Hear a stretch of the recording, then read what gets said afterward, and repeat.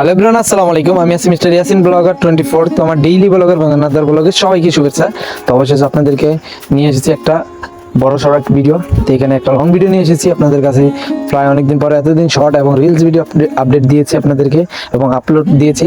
তো এইখানে যে আপডেট দিছি, তো এখানে এতদিন দিছি অন্যরকম, আর এখন আজকে হলো মুরগি শেষ। তো অবশেষে পরিষ্কার করে আবার বাচ্চা আনবো।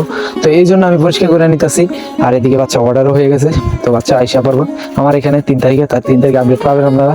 3 তারিখে থেকে 4 তারিখে আপডেট পেয়ে যাবেন। ভিডিও করে এডিট করে ছাড়তে হবে, সবাই ভিডিওর অপেক্ষা থাকুন। তো এই নিয়ে চাইল্ড চলতেছে।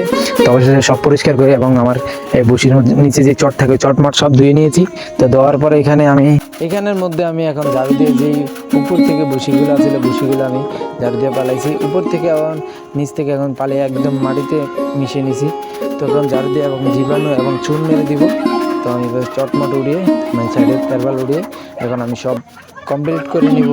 যেখানে তো আমি উপরের তলার কোনো আপডেট দেই না আপনাদেরকে, এখন নিচতলা এসে একটু ভিডিও আপলোড দিলাম, কি আপনাদেরকে কাজ করে এটা দেখালাম। তো এখানে সব কিছুই কমপ্লিট করলাম।